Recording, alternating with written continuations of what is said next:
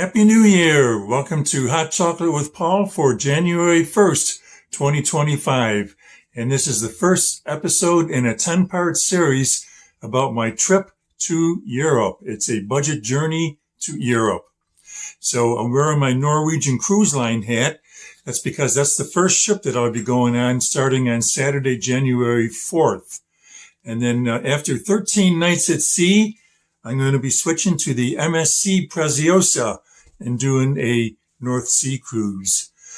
So what's going to be happening in this video is I'm going to talk about all the preparations that I did to put together this trip, including my planning process, where I'm going, how long I'm going to be there, trip insurance, medical insurance, new visa requirements for England, and a lot of other things. So if you want to know how this is all going to happen, keep watching this video. One thing that a lot of people have asked us about is my wife Stacy going with me?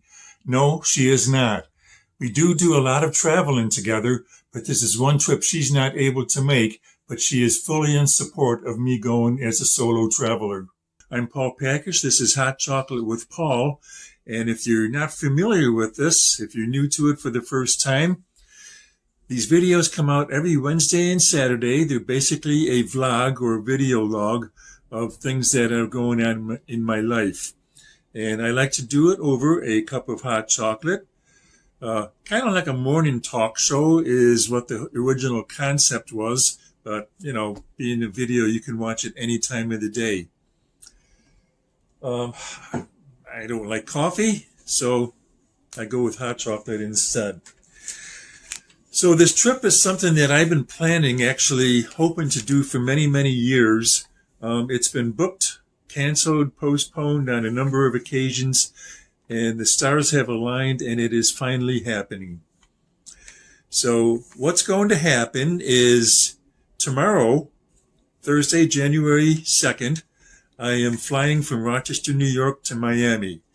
I'm going to spend 2 days there, and then I'm going to get on a cruise ship. It's going to be a 13-night cruise on the NCL Bliss as I travel to Southampton, England, with some stops along the way. And then when I arrive in Southampton, there's another cruise ship that's leaving the same port on the same day, the MSC Preziosa, and that is a 7-night round trip on the North Sea.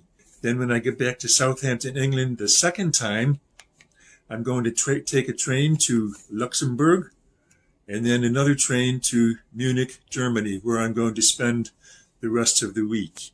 So that'll be towards the end of January. So along the way, there will be many stops. I have excursions planned.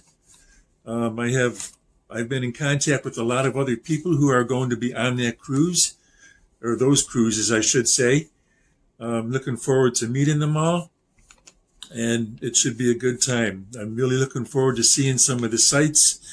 The whole purpose was to be able to see some bucket list items in Europe that I've always wanted to see, mostly historical spots. I've been to Europe several times before, and I'm basically going to areas that I haven't been to yet.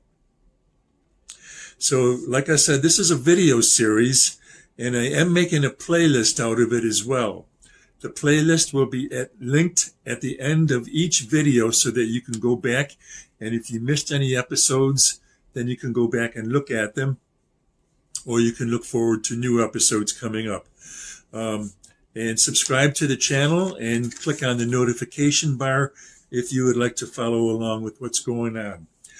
Now, I'd like to point out that if you have never been on a cruise before and you don't know what to expect, I did produce a video earlier in 2024 called it's for Cruising for First-Time Cruisers, and it is linked in the playlist if you'd like to go back and look at it. It's about a half hour long, and it covered every single thing that I can think of when it comes to booking and experiencing a cruise. So there's another video that's in already. I did that one a few weeks ago. It's about what I've already done regarding packing for this trip. I'm a minimalist. I want to go with as little as I can possibly get away with bringing. I'm not going to review everything that's in there. You can go back and look at the video yourself. But essentially, I want to take a backpack and a carry-on bag, and then what we call a fanny pack back in those glamorous 80s or 90s or whatever it was. And that's all I'm carrying for an entire month on a trip to Europe. So check out the playlist at the end of this video. It's linked, and you will be able to see both of those videos. So like I said, I'll be flying to Miami. The reason I'm getting there 2 days in advance is because I don't trust the airlines. If my flight is canceled and I miss the ship, I'm not getting on it. Plain and simple. The first 6 days of that cruise are at sea, and then after that is when we start traveling into some ports. So it's a big deal for me. I don't want to miss it. And if my flight is canceled for any reason and it doesn't look good for a rebooking, then I'm simply going to rent a car one way and drive myself from Rochester to Miami. I have done that before. I know what it's like. Let's see. Preparations that I've made for this. I have the cruise ships booked, obviously. They've been booked for a long time. I did get some very nice deals on these cruises. The first one was the NCL Bliss, because it's a transatlantic. Transatlantic cruises do tend to be less expensive than most others. And my understanding is they're not filled to capacity either. They usually have some good deals to try to get the ships filled up. And they don't usually sell out. I do understand that there's a lot of other solo cruisers going on this particular cruise. I am one of them. On the Norwegian Bliss, I will be staying in a solo studio cabin, which I've done a couple of times before. It's an area of the ship that is set aside for solo cruisers, and you get it's a very small cabin. Personally, I think it's designed pretty well, and you'll see a tour of that coming up in one of my upcoming videos once I'm on the ship and it is made. But the studio cabins also have their own lounge. There's a separate entry to the whole area. If you're not staying in a studio cabin, you can't get in there. When I get on the MSC Preziosa, I'll be staying in an inside cabin. The lowest, it's called the guaranteed category cabin. And that's the category that they can put you in any cabin. You know, it could be an inside cabin, could be a balcony if they wanted to put me there, or even a suite. That's very not likely to happen, but that's what the guaranteed category means. So I will be on that ship, and then I have the Eurail pass for 4 days of travel on trains in Europe once I get there. Something I wanted to say, I'm calling this a budget cruise. It is a budget cruise for me because I booked both cruises as cheaply as I can. I do not buy the dining package. I am getting some dinners because of the status that I have. I am platinum status with Norwegian Cruise Line, which entitles me to a couple of dinners that are included. Specialty dinners, so I'll be doing that. On the MSC ship, I don't have that kind of category at all, so I just plan on eating in the dining room the entire time. I'm not buying the drink package on either ship. I really don't drink much, and I just feel that whenever I want to have a drink, I'm just going to buy one, and for me, it's going to come out cheaper. The calculation I made is that I would need to have at least 4 drinks a day to make it worthwhile for me to buy the drink package. And I am not going to be drinking 4 drinks a day. Knowing me, I'll be lucky if I have 4 drinks the entire week or the entire cruise. So getting down to the nitty-gritty of things, yes, I have a passport. It is definitely required for these 2 cruises. Now, something that a lot of people may not know is that starting this month, January of 2025, the United Kingdom is now requiring a visa to go on your passport. So that is something that I did. I signed up for the visa online. I just had to answer some questions, and then it was automatically approved very shortly thereafter. I got an email confirming that it was approved and that it is linked to my passport number. So in theory, I should not have to have anything else except my passport, which in their system, they have it on their computer system linked to my passport. Now, because it's new and because I don't have faith in all things technology, I did print out my email that confirmed that I was approved for a visa. Another piece of insurance that I'm taking is that I signed up with the United States State Department for any notifications about any area in Europe that I may be traveling to that have travel warnings, travel advisories, or do not travel. As you know, there have been terrorist activities from time to time in Europe.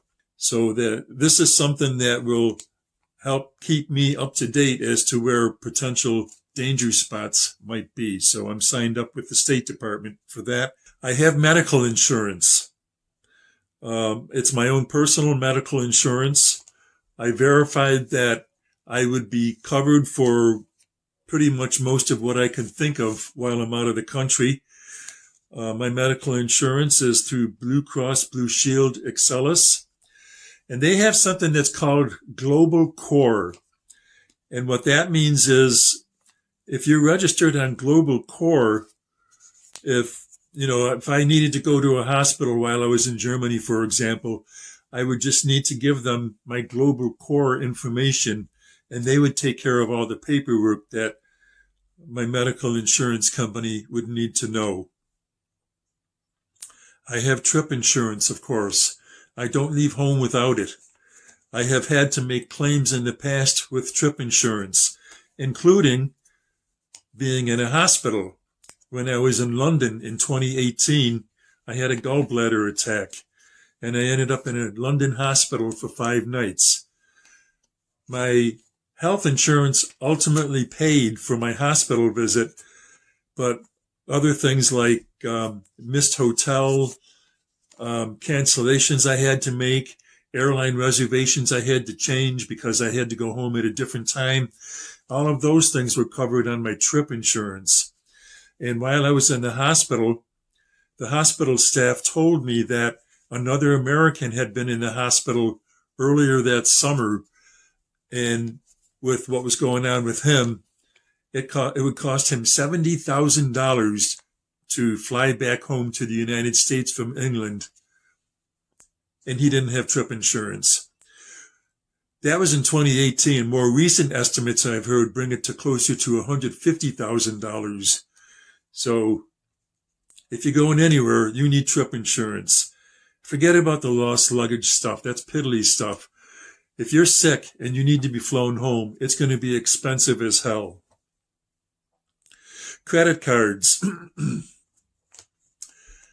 I have 3 credit cards available to me to use on this trip. If something happens with one of them, I've got the other 2.